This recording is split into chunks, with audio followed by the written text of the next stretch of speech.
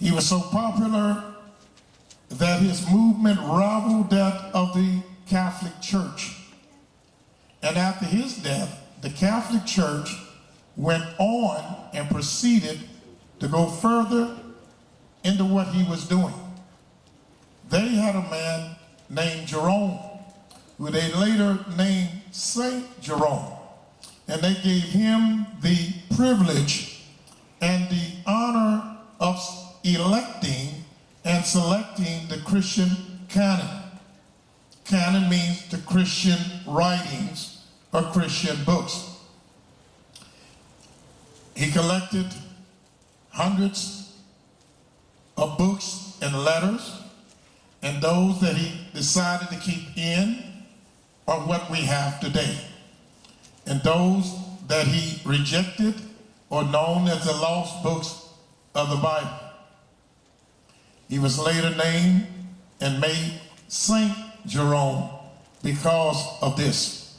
Amongst his books, he started with over 18 different epistles, and he had 4 gospels. The great contradiction is that they did everything to try to create a Christian canon. You have 4 different gospels and 4 different descriptions of the same thing, but they're all different. For example, if you read the New Testament, you will read about 4 different revelations of the so-called death of Christ, the resurrection of Christ. If you read each book, they have a different story, and each story contradicts each other. And if one of them is the truth, common sense would stand that the other 3 would have to be a lie. Possibly all of them are a lie, but you know 3 of them are a lie. That's like if we had in the Old Testament 4 different stories of Jonah and the whale. And they're all different. Well, we know only one of them could be a truth. The other 3 would have to be a lie. And this is how they got the New Testament. And people accepted this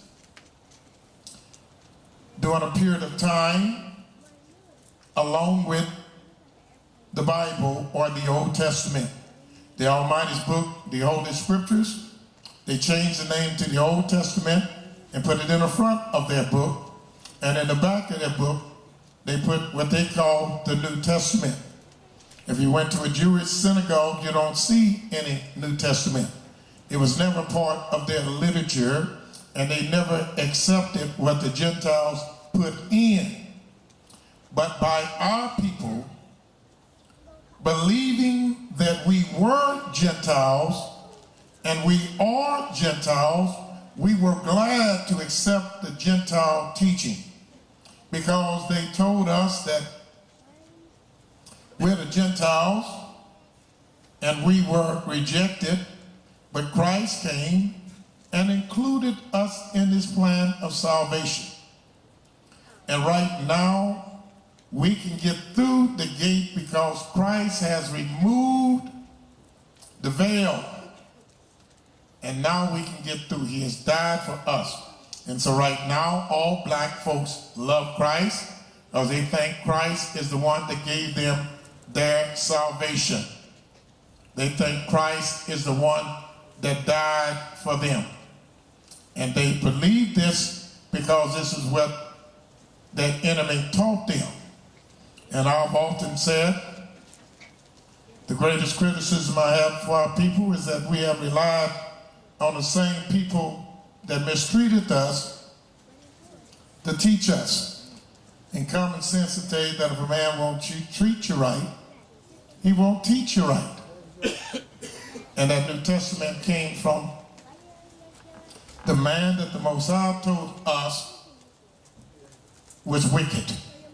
The one that the Most High told us all through the Holy Scriptures was evil. And this is who presented to us this New Testament.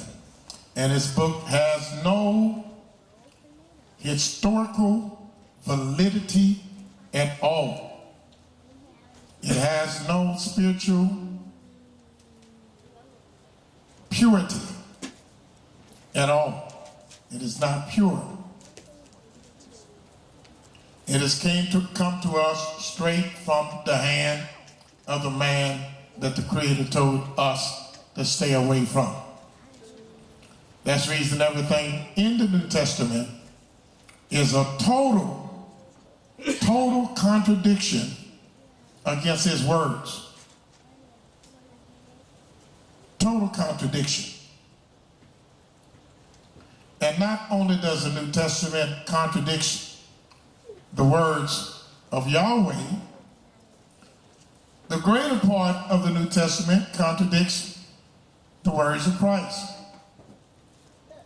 They actually are not teaching what he taught, which brings us into another part of our conversation. How does Christ fit into our salvation? Who is Christ? According to the Most High, the Creator tells us that we should worship him and him only. The greatest sin that can be committed is for our people to worship someone else other than Yahweh. That sin is called idolatry. That sin, idolatry, is referred to in the Holy Scriptures as a great sin, because there is no sin greater than that. The Almighty is so jealous that his first commandment is, I am Yahweh, thou shalt have no other Elohim before me. His second commandment is so great that commandment says, thou shalt not make unto thee any graven image or any likeness of anything that is in heaven above, the earth beneath, or the waters under the earth. Thou shalt not bow down thyself to them, nor serve them.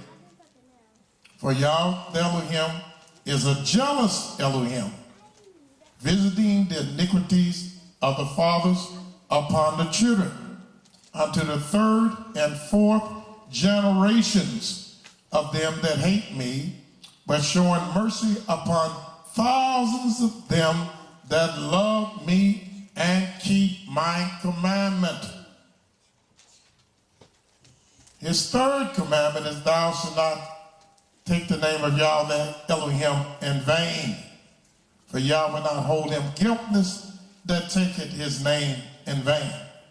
And then the Creator has another commandment that's not listed within the confines of the 10 commandments. And in that commandment, he told us to be circumspect of this particular law.